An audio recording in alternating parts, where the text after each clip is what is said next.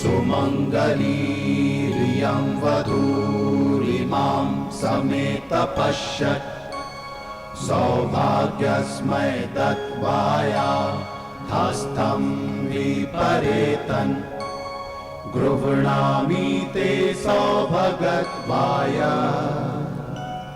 हस्तं मया पत्या जरादष्टिर्यथ सः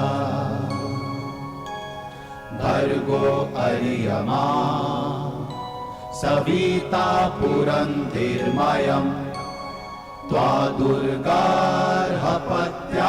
देवः।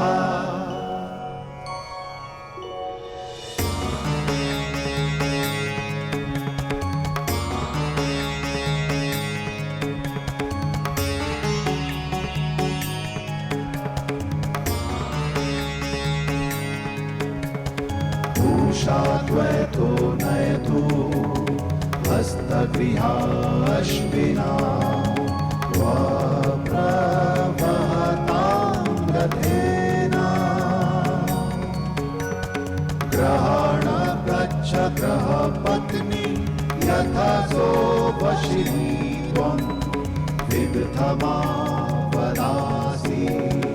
इहा प्रियं प्रजायाते समृद्ध्यतामस्मिन् ग्रहे गहीपत्या दीर्घायु भव। एनापत्या तन्वं संसृजस्वाधा चित्री विदधमा सौभाग्यवती भव।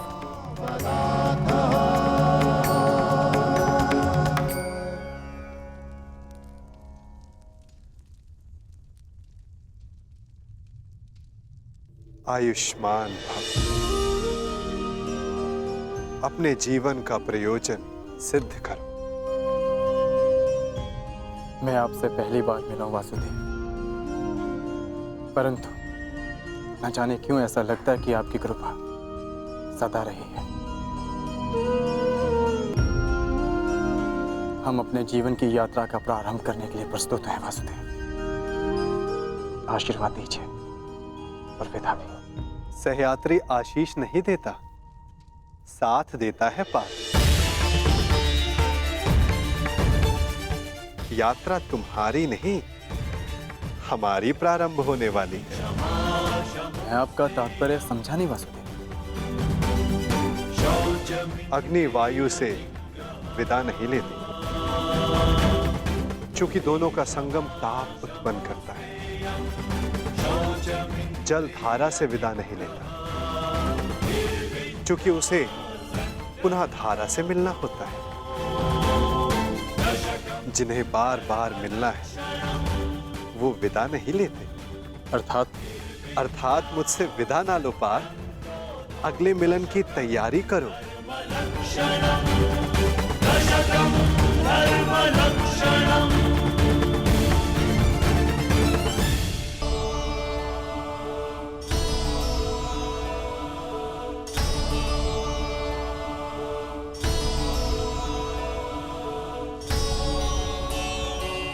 मेरे जन्म पर आपने कहा था कि मेरे जीवन का लक्ष्य अर्जुन से विवाह से कहीं अधिक है। आज मुझे यह अनुभव हो रहा है कि वो लक्ष्य निकट है। निकट तो नया युग है सखी, जिसकी आधारशिला तुम्हें रखनी है। एक वचन दे सकते हैं मधुसूदन? बिना जाने वचन कैसे दे सकता हूँ? क्योंकि आप जानते हैं कि मुझे क्या चाहिए।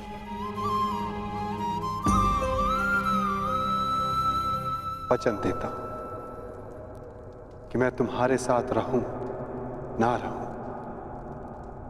परंतु तुम्हारे साथ सदा रहूंगा।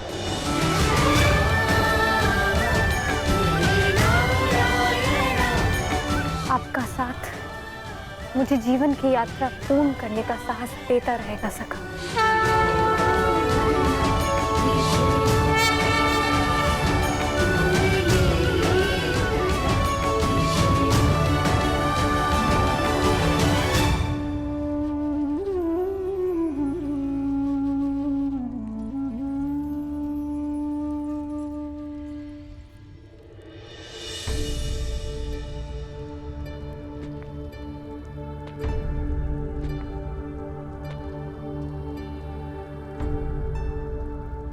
मुझे अपनी भूल का पश्चाताप हो रहा है।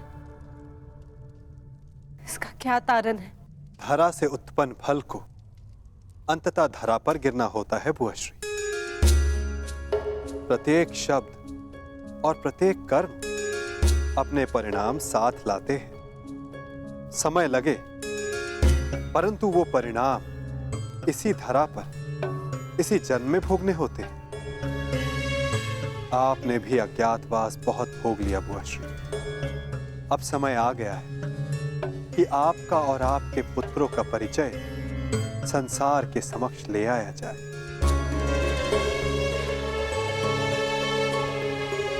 आप चाहते हैं कि हम हस्तिनापुर लौट जाएं?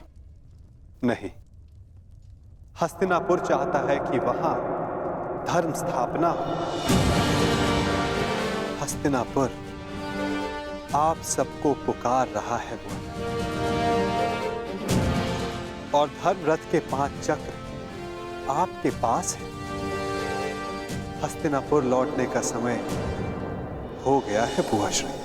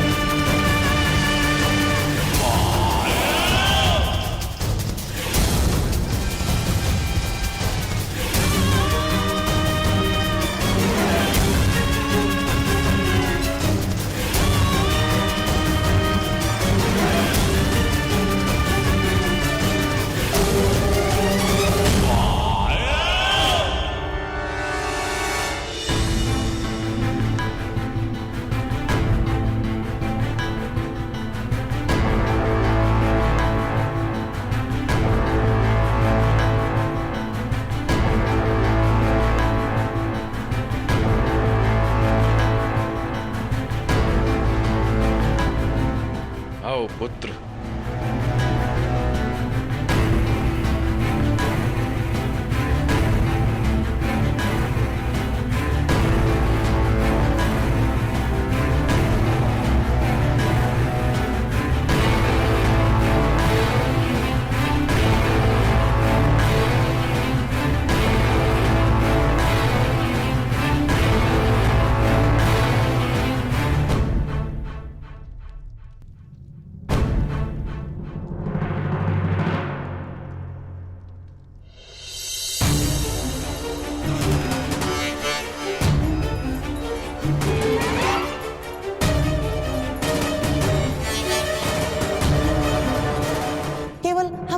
जानते हैं कि पांडव अभी जीवित हैं, और यदि दुर्योधन को सम्राट बनते देखना चाहते तो यह सब किसी को ज्ञात नहीं होना चाहिए।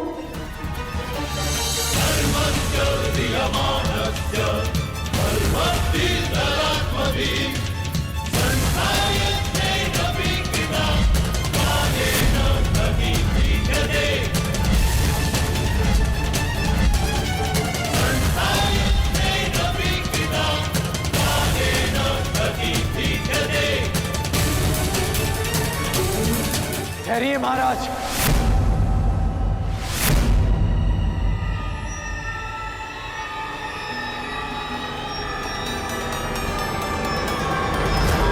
ये राज्याभिषेक नहीं हो सकता।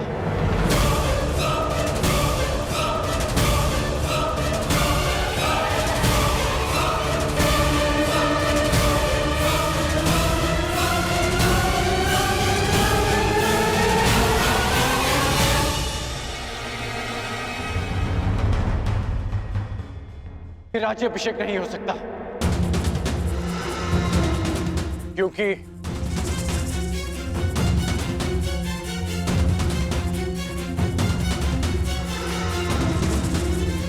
कुमार युधिष्ठिर अभी जीवित हैं।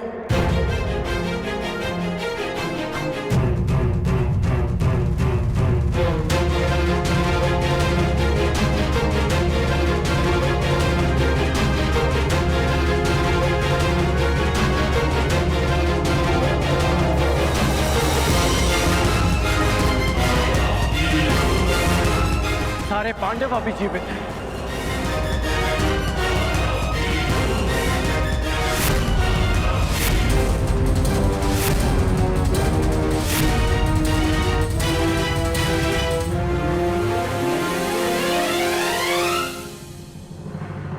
बस कर्ण, ये क्या कह रहे हो तुम?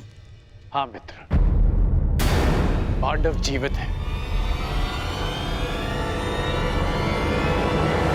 पांचाल स्वयंवर में जिस ब्राह्मण युवक ने लक्ष्य भेद किया और मुझसे युद्ध किया, वो अर्जुन है।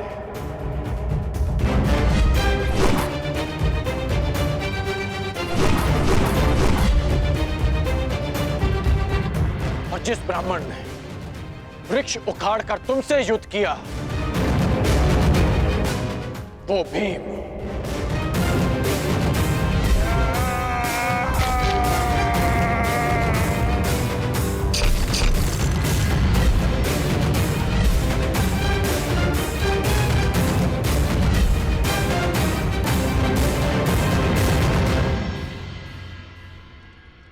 कर्ण, क्या तुम सत्य कह रहे हो? जी, मैं सत्य कह रहा हूं। यदि पांडव जीवित है तो दुर्योधन का राज्य अभिषेक न्याय अनुचित है।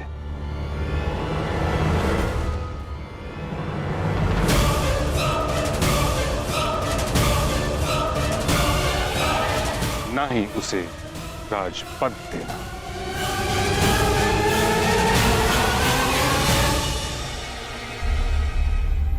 कैसी बातें कर रहे हैं महामहिम? पांडव जीवित हैं, ये केवल अंगराज का अनुमान है, अनुमान। कोई साक्ष्य नहीं है उनके पास। साक्ष्य कर्ण के शब्द हैं। कर्ण हठी हो सकता है, परंतु असत्य भाषी नहीं। कब से? महामहिम, राजनीति में विश्वास से काम नहीं होता ना। राजनीति में केवल साक्ष्य से काम होता है। महाराज, यदि अंगराज के पास पांडव जीवित होने का कोई साक्ष्य नहीं, तो युवराज दुर्योधन का सम्राट बनाने में भी कोई बाधा नहीं। महाराज, मेरा आपसे निवेदन है कि आप उन्हें मुकुट पहना दें। क्या तुम्हारे पास कोई साक्ष्य है अंगराज?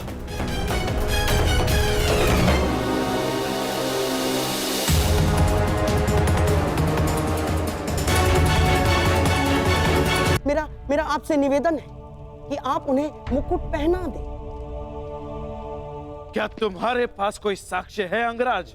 महाराज, जो मेरे बाणों को काट सके वो केवल अर्जुन के ही बाण हो सकते हैं।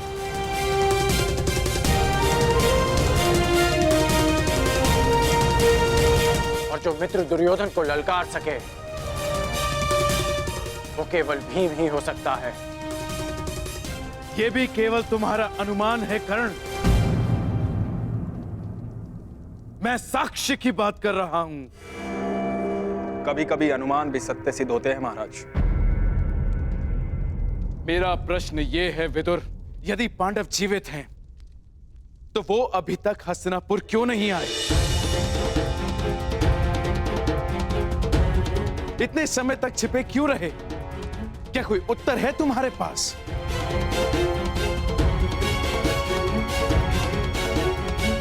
यदि किसी के पास इस बात का उत्तर नहीं तो मेरे सामने प्रश्न खड़ा करके समय व्यर्थ ना करें।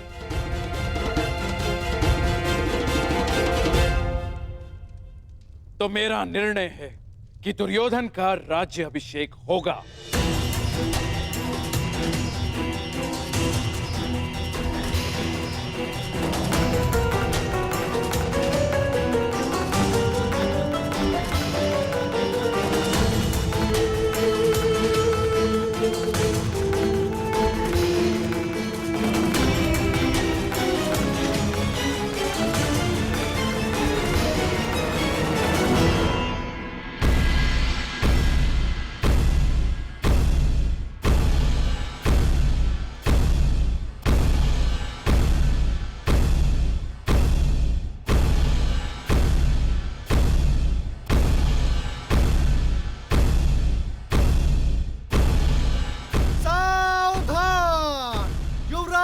युधिष्ठिर पधार रहे हैं।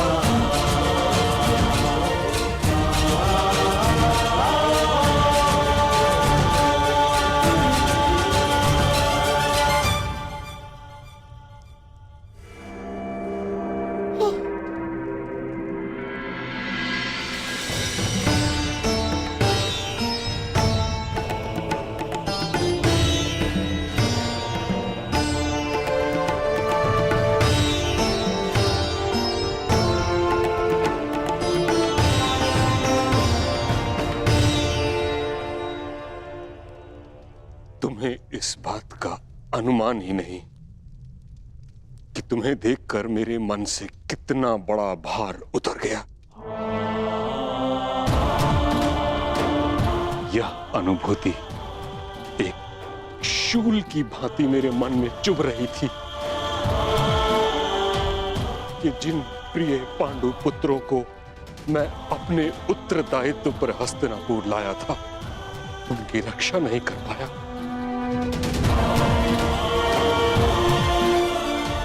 इस समय तुम सबको सकुशल देखकर तुम अनुमान नहीं लगा सकते कि मुझे कितनी प्रसन्नता हो रही।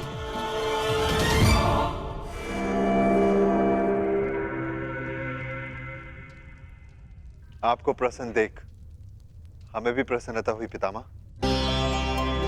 हस्तिनापुर में स्वागत है युवराज।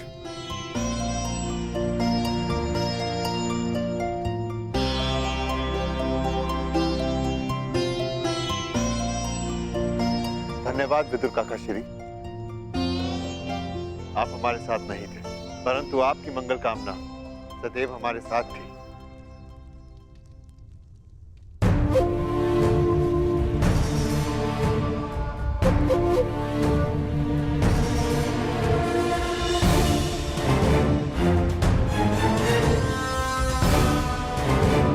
मेरे पुत्रों, ईश्वर की महान कृपा है कि तुम सब सकुशल हो। अब मैं मृत्यु उपरांत अपने भ्राता पांडु को अपना मुख दिखा सकूंगा। पिताश्री को सदैव अपने ज्येष्ठ भ्राताश्री पर गर्व रहेगा महाराज। अर्णावत में आपके पुत्र दुर्योधन ने जो हमारे स्वागत के प्रबंध किए हैं, हम कभी नहीं भुला सकते।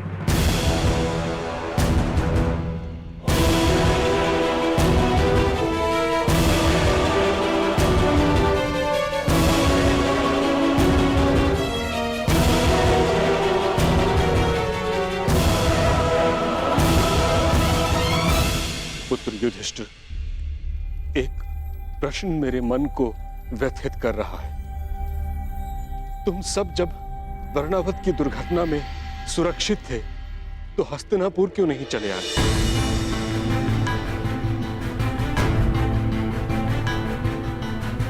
बताओ पुत्र, तुमने हमें कोई संदेश क्यों नहीं भेजा?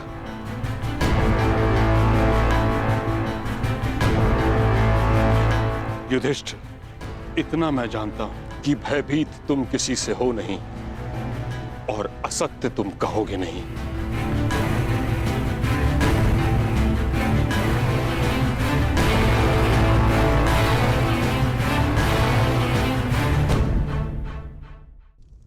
बताओ।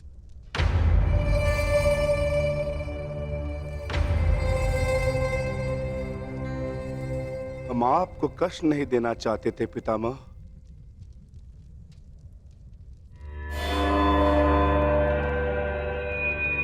परंतु कुछ दिनों के लिए किसी को संतोष देना चाहते थे।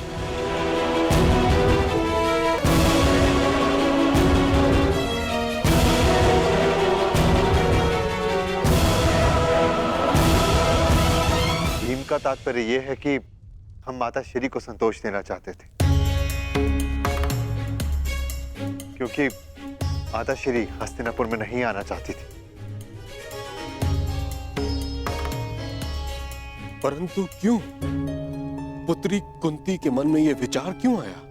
क्योंकि मैं चाहती थी मेरे पुत्र सामान्य जीवन जिए।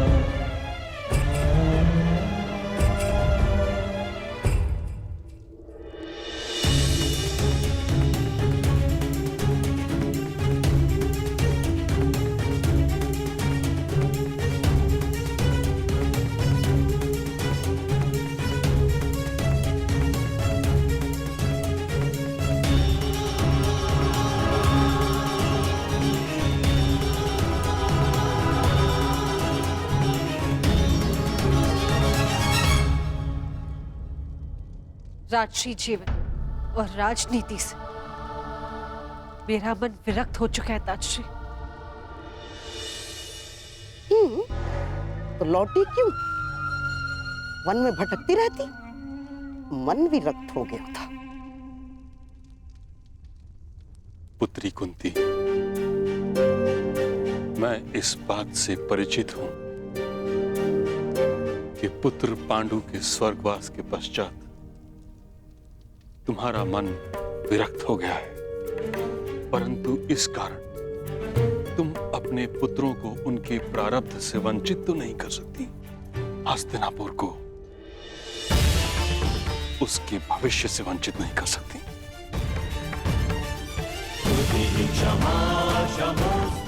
कुंती पुत्री, सिंह बछड़े की भांति नहीं जी सकते।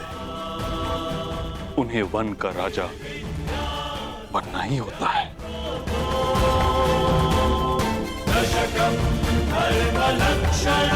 यदि तुमने यहां आने में थोड़ा विलंब किया होता तो यहां घोर अनर्थ हो जाता।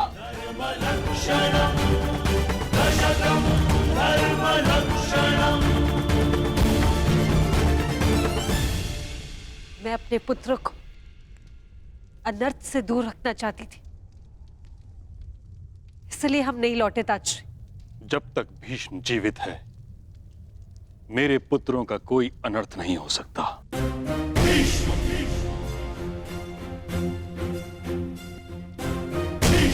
यदि कोई अनर्थ का बाण उनकी ओर आएगा, तो उसे सर्वप्रथम भीष्म की ढाल का सामना करना होगा।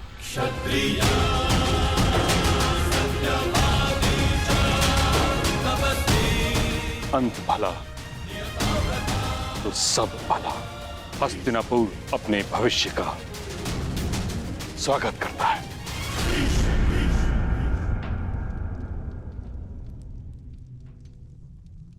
किंतु ये तो बताओ पुत्रों, वारणाव्रत से जाने के पश्चात क्या हुआ?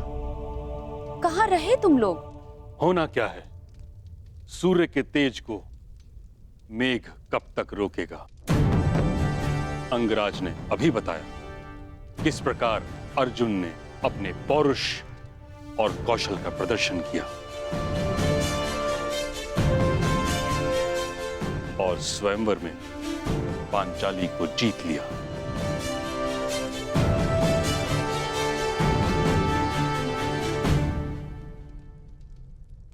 हस्तिनापुर की कुलवधू कहाँ है? उसे संग नहीं लाए।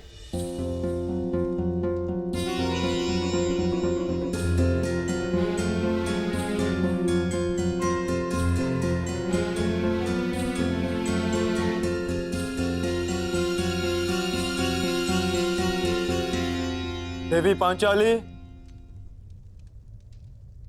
पितामह तुमसे मिलना चाहते हैं।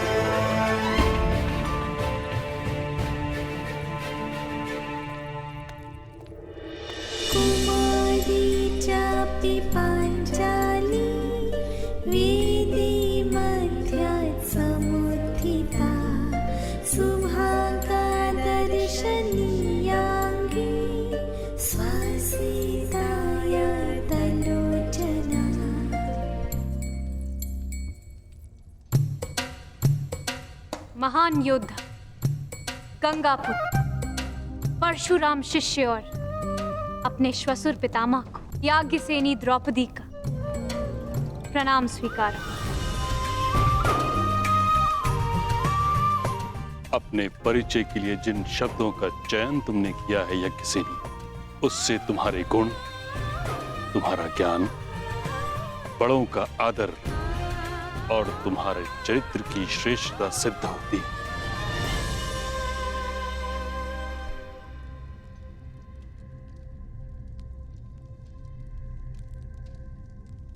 कदाचित इसलिए तुम्हारा वरण करके मेरा पौत्र ये भूल गया कि विवाह के पश्चात वर वधू को आशीर्वाद साथ लेना चाहिए।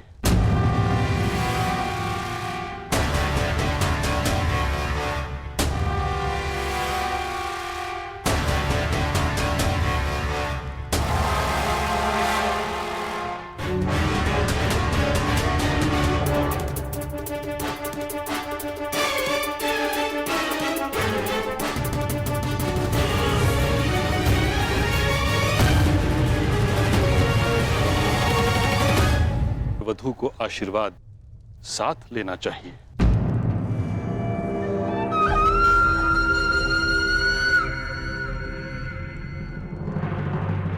क्या हुआ धर्मराज?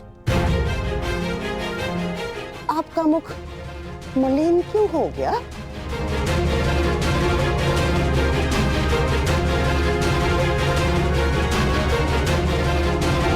अर्थात कुछ कहना चाह रहे हो?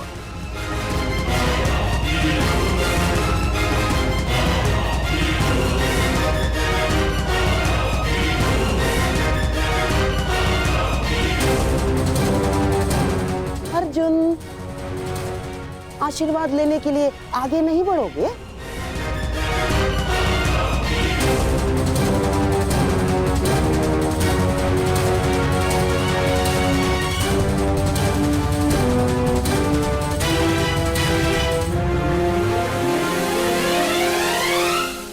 परंतु पितामह,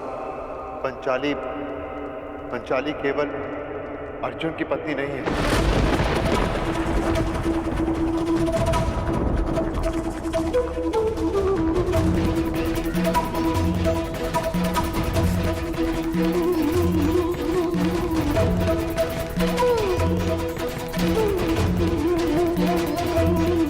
ये कैसा उपहास है पुत्र?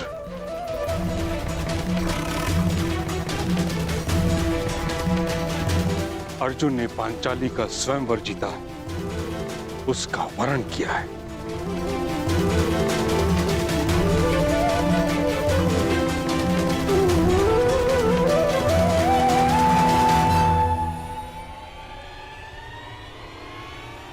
परंतु पांचाली से हम पांचों ने विवाह किया।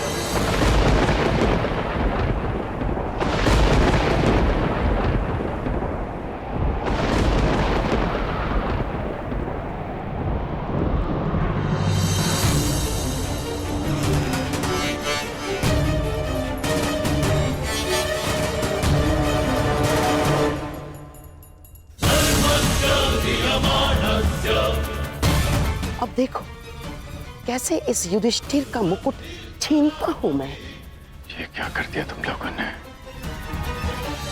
ये क्या कर दिया?